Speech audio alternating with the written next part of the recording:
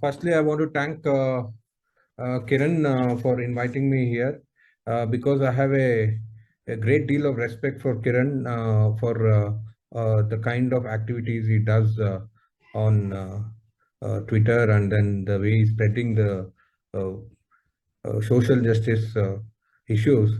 So it is admirable. So when he called me, I was really happy to come and then present my viewpoints here.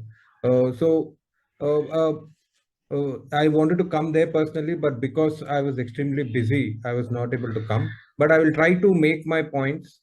The first few things, like our the earlier speaker, sir spoke about few things. I wanted to make few points on that. First, the sir spoke about common education system. The common education system uh, was actually what I can tell that it's an Ambedkar's vision.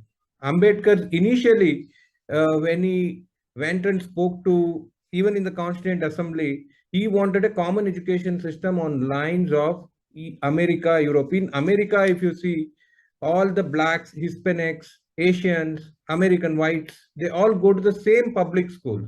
The same quality education is given to them. But in India, surprisingly, what we see is that we have a four-level education system. That is the Chaturvarna system of education. That is also published in one recent paper. I will give that reference shortly. In that paper, what they mention is that there is a four-level education system. The topmost layer is the elite international schools and others, which is taken by the rich. Then the next is good quality private schools. After that, good quality government schools like Kendriya Vidyalayas. After that, after that last May, it will come the private unaided, private aided schools like low quality schools, regional schools, and then the government schools. So most of the OBC kids, most of the SC/ST kids are going in the last level where there is no emphasis on English. Most of them study in vernacular languages. Uh, so that is the thing. So this is resulting in a mismatch kind of a thing in the skill set. So, and one more thing which sir mentioned was the political reservation. Right now, OBCs don't have political reservation. So it is very important for OBCs to get political reservation. The single point I will tell you how it will help. See, every time we see this campaign in Twitter or anywhere, that reservations have to be removed. Reservations have to be removed. But many people don't understand that the reservations cannot be removed just like that. What Ambedkar, Baba Sahib Ambedkar wanted was like the 10 years clause was put only for the political reservation. Right now, OBCs don't have political reservations at all. Only SC/STs have. So even in that, the 10 years was put only for that SC/ST reservation. But educational reservation, public service reservation, there is no time limit. There is no time limit.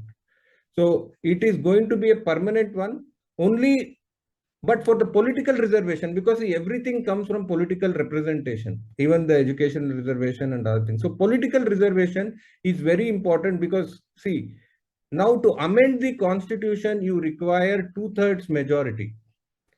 Now, in case what will happen is that now right now SC/ST around 22.5% to 25% representation is there.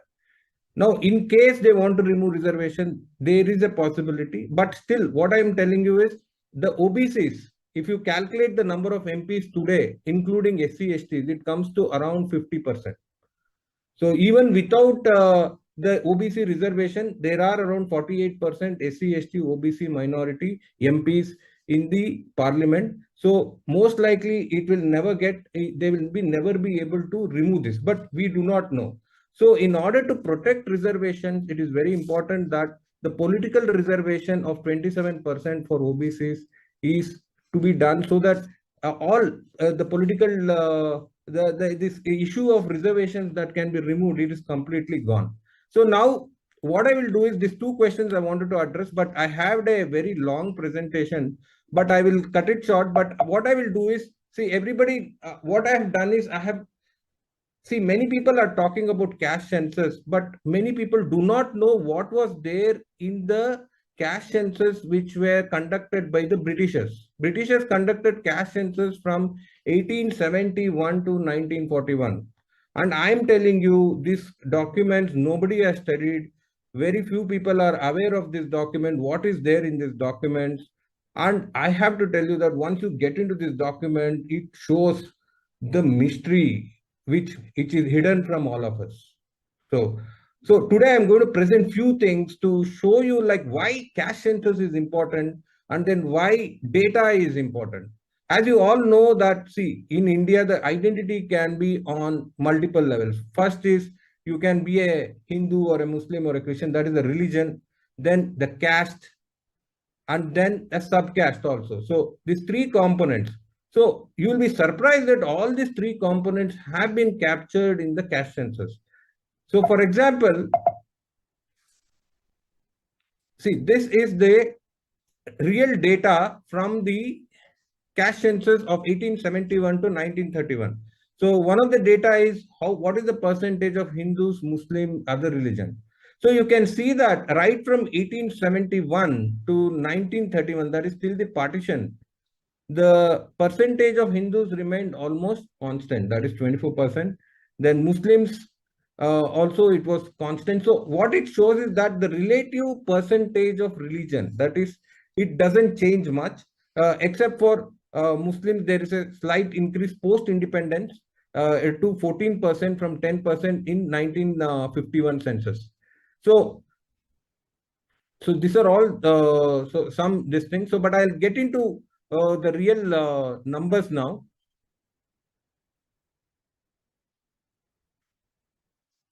Now, if you see here, the scheduled caste and scheduled tribes, they were created only in 1931 based on a very detailed criteria of 9 criteria were used by the British government to find out who is a scheduled caste.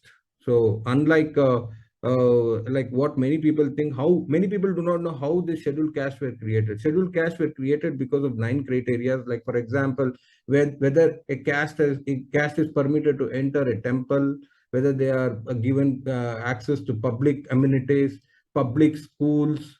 So there were 9 such criteria which were used, and then the Britishers identified this caste, and they were able to clearly tell that these people are the scheduled caste, these people are the backward classes. See, why I'm telling you this, many people tell that there is a, like, how are these scheduled caste being identified? How are the backward classes being identified? So, and then many people also, there is a wrong narrative which is also coming in many Twitter. Recently, a very prominent person told that VP Singh created backward classes, okay, through the Mandal Commission. But the real fact is that the backward class movement is happening right from 1871. 1882, Jyotirao Phule went and represented in front of the British government, telling that you please provide special representation for the people of the backward classes. And then there are many instances. Miller's report in Mysore. So many such instances have happened where backward class movement dates back to almost like 1882, and it culminated only in 1992. So recently I had written an article where I told that the backward class reservation is actually a fruit of 110 years struggle. It is not like just coming just like that. And even today, what I'm telling you, the OBCs, they don't have full reservations. Like for example, the NEET, PG NEET reservation was given only 2 years back after a long battle. Political reservation is not there. If you go to ISRO, if you go to some top-notch research institutes, OBCs don't have reservation. If you go to top professors or like in IITs, recently one data was released where they told that just 4% of the central universities were OBCs. That is 4%, that's all. So this is the kind of data which we are talking about, and whether this was there in the, just a minute. So whether this was there captured in the earlier census is something which I'm going to highlight. Like for example, this is one 1871 census document directly taken. So you can see that there are classifications, and then the beauty is that here you can see this data many people would have never seen because it is not available in many places. So the percentage of upper caste. So you can see this documentation is there from 1871 onwards. So you can see the total upper caste is around 13% to 14% in this country. So that's it. So that is the thing. So if you conduct a caste census anywhere today in India, you may land up with something like 15%. That is among the Hindus. So there are upper caste even among the Christian, Muslims, Christians, other communities also. So but this is the data. So it does not change. What Piketty, this is taken from actually a famous French economist research, where he tells that the percentage actually does not change. The upper caste, there is a rigidification. That is it doesn't change because it is almost constant. They don't it is very difficult to enter this caste and very difficult to leave this caste. So what happens is that the share in total Hindu population of upper caste remains constant, and it has remained constant for thousands of years according to me. Like we have data only from 1870, but it has remained constant probably for thousands of years. And right now we can tell that around 13 to 14% of the Hindu population is upper caste. So that is the thing. So, but this population is represented disproportionately in everything. Like, for example, if you take higher education, like how many graduates they produce, that is very high. Their representation in English education, top schools, it's very high. Recently, I had published one data where I showed that in private elite schools, like for example, if you take DPS or even any top elite schools in your state, if you take Andhra Pradesh also, you can go and check it out. You will see that there will be hardly 4% or 5% student from SC, ST, OBCs. And one data from the National Minorities Commission, they told that there are only 8.29% in so-called private elite schools. Students were from SC, ST, OBC. So this is the kind of mismatch which we are seeing. And that currently what has happened is after 1951, since the caste census, 1941, since the caste census is not there, all this data is getting lost. So we don't know what is really happening, and there is an air of doubt. Everybody thinks that okay, they have developed SCSTs have developed, OBCs own land. So a lot of misrepresentation is there. And what they also do is that OBC is an amalgamation of many castes. It is not like one caste. So some caste, probably landowning caste, might have uh, benefited from the reservation, but still, recently the Rohini Commission mentioned that it has benefited only few communities, but there are large set of communities which have been left out. So what I am telling is the caste census will capture all these integrate data points so that everyone will benefit. Yeah, so you can see this. So this is the rough this thing, but according to me now, see this is within the Hindu population. So you can see this OBC uh, reservation was introduced around 1990s. So you can see that it is going up. The SC, ST, OBCs, that is, sir was mentioning about the Ahinda. Ahinda, SC, ST, OBCs plus minorities. Surely it is around 80% in India. So that is very, very clear. So now what is happening is that, see, we really do not know what is the percentage of OBCs in this country. And this is a big problem because no census has been conducted, and this is leading to a lot of confusion actually on the ground because for example, see, this is one survey from NFHS 2021, which tells that other backward classes is 47.2%. But there are some people telling that it is only 44%. Some people tell that it is 52%. Mandal Commission has put it at 52% population. So, but there are some people. So, what happens is for various data points, people misuse this. Like some people will tell that it is only 40%.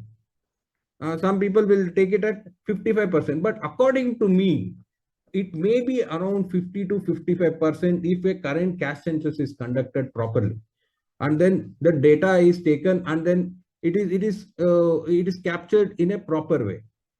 So this is the issue which I'm telling, that why caste census is very important, because the data is very important. Like for example, I tried to do something backwards.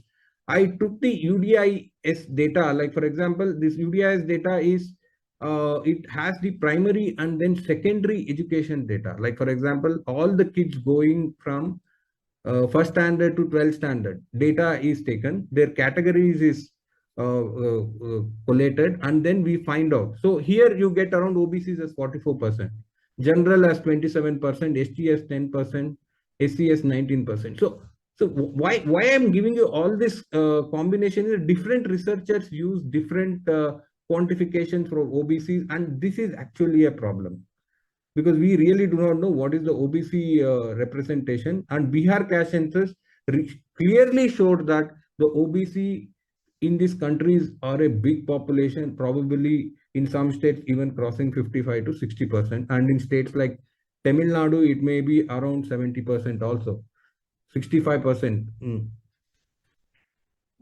So this is one more document from 1871. You can see that it is around roughly 8.27% upper caste. So the argument that all these reservations of SC, ST, backward classes were given by the Britishers just like that is completely not correct. All these things have emerged from caste census. The caste census, when it was published, people took this data, they made it political, they went and demanded for the representation. If you see Ambedkar's writing, he quotes many things from the caste census. So any movement on the caste census, even Periyar, they have taken a lot of data from this caste census, and caste census is required to give a snapshot of what is the reality on the ground. Otherwise, what is happening is people just talk. There is no data. This is again this thing. So now one more. So you can see that this is in 1871, directly taken from a Madras presidency census. So you can see how they have split this. So they have no doubt that there is a Brahmin class, there is a Kshatriya class, and then the Vaishya class. But in the Shudras, there is always a diversity. That is, the Shudras are the OBCs, the current OBCs. So they tell that they try to divide it as agricultural cultivating caste, shepherd or pastoral caste, artisan caste, accountant caste, weaver caste, agricultural and servile caste, pot making caste, fishing and hunting caste, palm cultivating caste, barber caste. Then the last one is the the outcast, that is the SC, STs, pariahs. So you can see this is the percentage in the Madras presidency. And the beauty here is they gave something called a social backwardness hierarchy. That is, the topmost people, like that is, this is the, just a minute, this Eurasians, they considered very high. They were the highest on the social hierarchy. Next, the Brahmins, Kshatriyas, Chettis, Vellalar. This is from Madras. Idiyars, Kammalan, Kanakkan, Kaikalars, Vanyan, Kusavan, Satani, Sembavadan, Shanan. So at the end will be pariahs. So you can see that. So many people tell that there was no social hierarchy in this country. That is all completely wrong. The social hierarchy has been documented in all the caste census. So the people, they clearly told these people were higher in social hierarchy, and some other people were at a lower social hierarchy. Why I am telling you this thing is, if you read the constitution, OBCs are given reservation on what? They are not given reservation on economic basis. They are given reservation on social backwardness and then educational backwardness. These are the two main criteria which have been used. Social backwardness, how did they get that social backwardness in the earlier census? This is the thing. They documented that there were people who were considered socially lower. So these backward classes were actually socially lower than many other classes. It is not that they were considered very high in the society. So that is the reason why that word social backwardness and educational backwardness have been included. Now, if you see this is again 1891 census. So there again they included various types of agricultural castes. Like for example, you can see if you are interested for Karnataka, you can see Vakkaligas are here, Lingayat are here, Panchamasali. So Kunbi. So Kunbi is that Maratha issue. These are cultivators. So if you go detailedly, you can actually find out that they have mapped everyone very detailedly. Like leather workers. So you can see that this is the lower, like very very low end jobs which are considered to be impure in Hindu society. You can see leather workers, chamar, Moji, Madiga, Sekelia, Bambali. Then group 2 watchmen and menials, Dosoda, Gatwal, Pasi.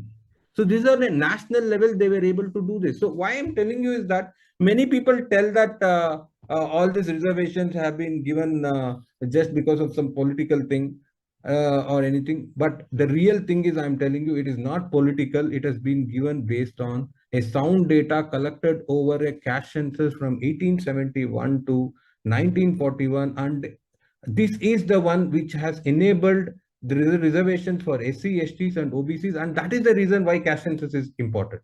So it is very important that caste census is conducted and a snapshot of every community is given, so that what happens is we know this community has developed or not. Otherwise, how will we know whether a community is developed or not? I will just give you an example, because many people tell that the SC ST reservation has been given for 75 years.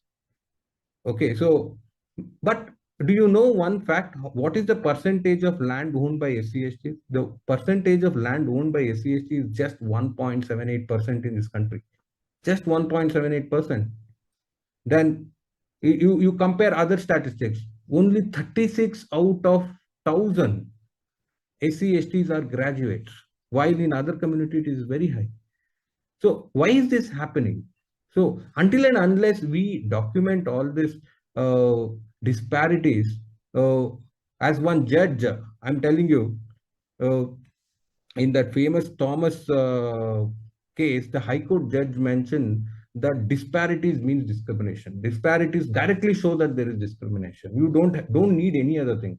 If somebody is not able to come up in spite of, is now not able to own some land, is not able to have some business, is not able to access good schools, what does that mean? It means actually disparity actually means discrimination. So these are the things which was there in 1891. So you can see this here. This is just a minute. This is, yeah. This is again, you can see this priest is the Brahmin class. You can see this here, priest. Yeah. So here you can see the literate, English knowing literate. You can see this. This is 20.29%. Okay. Now let us go to others. Okay. Leather workers. How much is it? 0.13%. 0.13%. You look at others, every one you see. All these writers, priests, devotees, temple servants, all were Brahmin class, astrologers. Okay. So the English language got concentrated only in few communities. So, like for example, if you go to north, you will see some communities like Kayastas who dominated the English language. The others did not get the English language, and because of that, what happened? Once you did not know English, automatically you could not get into the top jobs. See, you can get low-end jobs, like for example, in government, Group A, Group B, Group C, Group D. You can get Group D, like Safai Karmachari job. That is, nobody asks you for reservation. Everybody is allowed. But if you want to get Group A job, it is not possible. You have to compete. So this is where the problem happened, because the initial bottleneck was we did the Shudras and the SC STs were never given, OBCs, SC STs were never given English education. That is now documented very clearly, and the caste census shows that hardly anybody were there who were English literates. Now, again in 1901, they did a very detailed one. So I'll just go through this fast. So you can see this here. you can see how the social backwardness is coming. This is very important for everyone to understand. See, how did they classify in 1901? This is in Ajmer, Rajputan, Punjab, Kashmir. The class 1 was Brahmins, class 2 Kshatriyas and caste allied to Kshatriyas, caste 3 Vaishyas, caste 4 caste from whom member of the higher caste can take pakki and water. So you can see that caste from whom members of the higher caste can take pakki and water. Caste class 5 caste from whom some Brahmins take pakki and Rajputs take kachi. So these are some traditions there.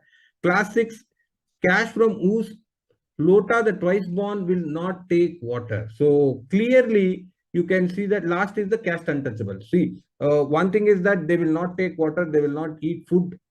Then another caste untouchables means like they cannot even go near them. Like for example, you know correct, like even if the shadow falls, they were considered to be impure in the earlier generation. So the class 7s were the SC STs, like class 4, class 5, class 6 were the OBCs. So one important thing which we are forgetting in the current discussions in the caste census is that the OBCs have been given reservation because of social backwardness, which has been documented clearly in the caste census right from 1871 to 1941, which is not being taken today. So nobody is telling that you are socially backward.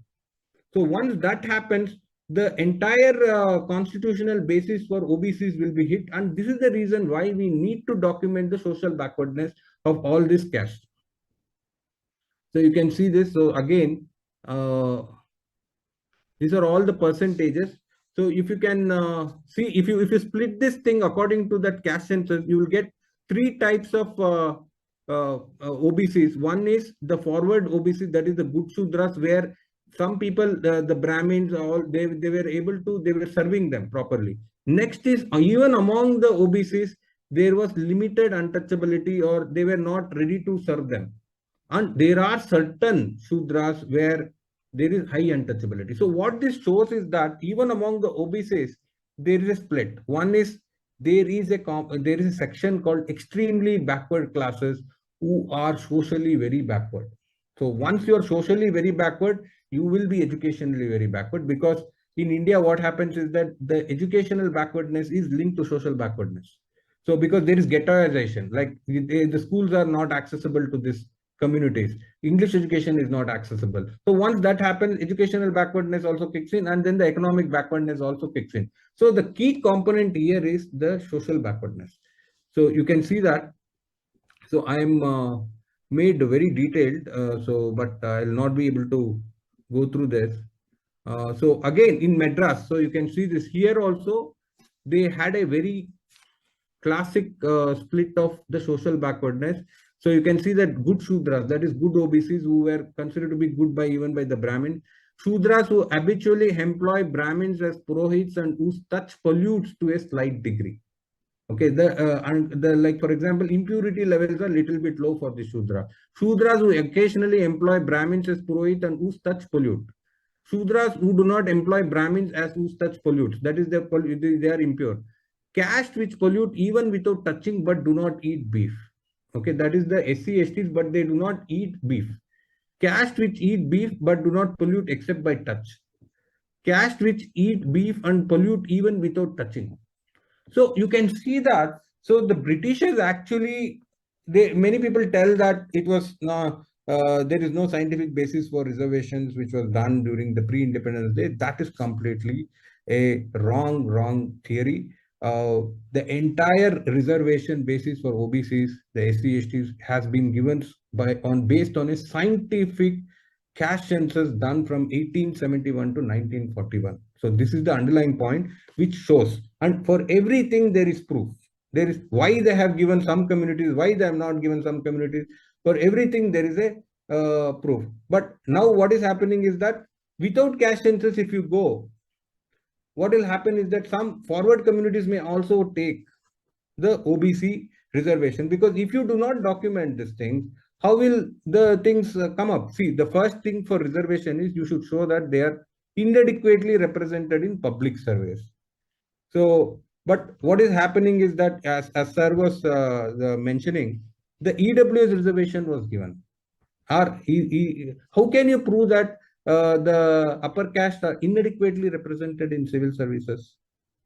They are actually overrepresented, but still the reservation has been given. So without, so this is where what happens is that many people, the many researchers, they also tell that the caste census is very important. Otherwise, what will happen is it may not reach the most needed people in this country. So these are all again the data. So for example, here, this is one narrative which has been built by some people in Twitter. They show this data of indigenous schools. Like for example, you can see here, they tell that in Madras, indigenous schools, the Shudras were allowed. That is, the OBCs were allowed. And they were represented more than the Brahmins and the Vaishyas. So at a sight of it, you may think that this is very it may be true, okay, but the real thing is that, see, for everything, the caste census is the clue. Now, for example, I went into the, so what is indigenous schools? Like the indigenous schools here uh, are like schools which are not like English speaking school. They are like vernacular school. Like the earlier tradition, there were some small, they used to be given some small skills. They were not traditionally very good schools like what we have in the modern day era, are the English education schools. So what I did was I just took 1901 census and I took this education by selected caste. So here you can see, this gives you this column, number per thousand literate in English. It gives you that. You can see that in Mysore state, the only people who were literate in English was the Brahmins, Digambara, Panchala, Lingayats. But you see the others, Olaya, Meda, Beda, Korama, nobody is there. So the same thing you can see in every state. Every state you will see that the OBCs, the SC/STs have not been given access to good quality English education, and they were never given very good English education. So that data which they are showing is all completely wrong. If somebody compares it with the real data which the caste census is there, then the theory itself completely blows off. So that is the reason why caste census is very important. A scientific way will be there to understand the data fully. So these are all the full data points which I had collected. So finally, what will happen is that people talk about reservation as per population, and this can be a reality. Like for example, you can see that, see, among the OBCs you can have three classes: socially forward Shudras, backward Shudras, extremely socially backward Shudras. Even among SC/STs you can have two sets. So even among Muslims, so Muslims, if you go into 1901 census, so they give a classification for four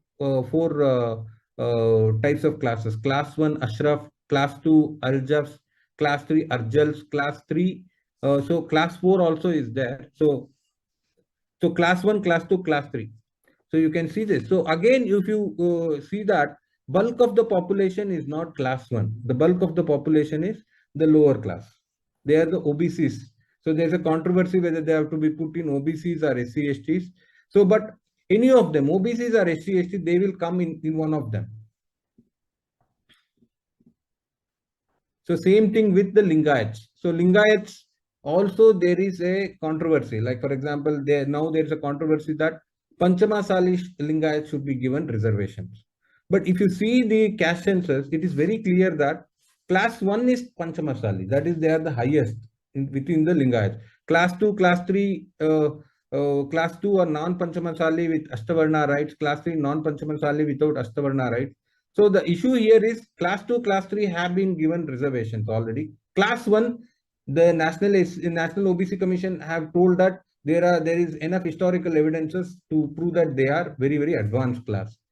So but again, in the absence of any caste census, if they give this reservation, what will happen is the courts will just knock it off. You see Maratha reservation, 1 year reservation, Jat reservation. So all those things have been knocked off on one premise telling that there is no sufficient data to prove that. So how will you build data for this? The only way is you need caste census. Without caste census, it is impossible. Now in Karnataka, Andhra Pradesh, there is a movement for subcategorization of SC STs. Again, I am telling you, without data, this subcategorization will never stand the test of law. Even if the seven-member bench in Andhra in Supreme Court gives a favorable verdict also, I doubt whether if the data is not collected, that subcategorization will ever work, and then it can be questioned again and it can get knocked off. So these are all the reasons why this thing. So this is 1931 census. Lastly, I'm coming to, so where it shows like how the SC/STs were identified. SC/STs were identified based on 9 criteria which are given here. So you can see that whether the caste or class in question can be served by clean brahmanas, whether the caste or class in question can be served by the barbers, water carriers, tailors, whether the caste in question pollutes a high caste Hindu by contact or by proximity, whether caste or class in question is one from whose hand a caste Hindus can take water, whether caste or class in question is debarred from using public convenience such as roads, ferries, wells, or schools, whether the caste or class in question is debarred from the use of Hindu temples. Hindu temples, whether in ordinary social intercourse, a well-educated member of the caste or class in question will be treated as equal by high caste man of the same educational qualification. Whether caste or class in question is merely depressed on account of its own ignorance, illiteracy, or poverty, but for that would be subject to no social disability. So you can see this. There are clear-cut criteria which were used to find out who is a scheduled caste, who is a scheduled tribe. So it is not like done arbitrarily. A person did not become scheduled caste just like that. A person did not become OBC just like that. Now, what has happened is that after 1941, since there is no census, all these things is being buried. All the earlier census which have captured the social backwardness, educational backwardness is going down. And now what is happening? We don't even know what is the extent of damage, okay, or whether these communities have actually prospered, whether they have gone down. No data is there. So some data now what I will just scale through you is some data points which will show you that.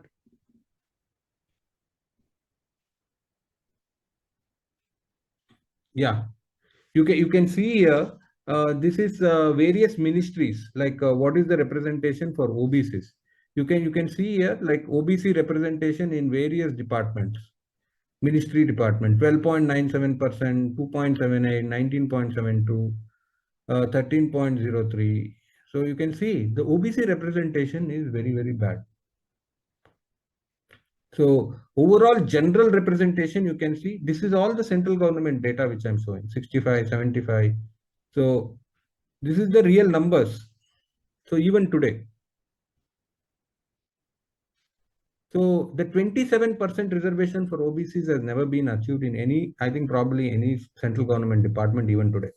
So that is the reality. People ask for more reservation, but the reality is that the 27% reservation is also not achieved. In SC/STs, they have achieved the 15%, 18% reservation. Here, the main reason is not because of the representation in group A, group B. It is mainly because SC/STs are represented very, very in a very high number in the Safai Karmacharis. All this scavenging, like manual scavenging, like cleaning jobs, all these things are dominated by SC people. So because of that, the numbers are going up. But if you again see the group A, like I'll just show you group A here, you can see group A.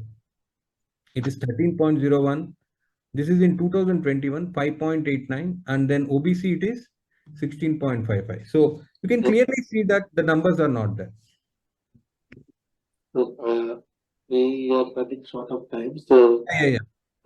Can you will you conclude the points, sir? Yeah. I'm so with that, what I'm telling is that, see, last one thing which I wanted to tell was, see, the need for data, that is the caste census, is being like upheld even by the Supreme Court. Like if you see in the Maratha reservation, they told that for any reservation to be granted, there should be proper data. And then again in Jarnail Singh versus Lakshmi Narayan Gupta, again they told that the data is needed. So what I am going to tell that if you want to optimize reservations or give reservations to the needy, a 10-point model for caste census is needed, and that 10-point model should be based on social backwardness, educational backwardness, economic backwardness, adequate representation in public service, well distribution in terms of asset owned, adequate representation in formal organized corporate employment, access to capital and banking loans, access to organized community support to support independent entrepreneurs, relative position of caste in previous caste census undertaken by British government, relative position of the caste as per Hindu scriptures. So with that, friends, thank you all. I just gave a snap overview. This is a very complex area. Thank you everyone for patiently listening to me. Thank you. Thank you so much, sir. I think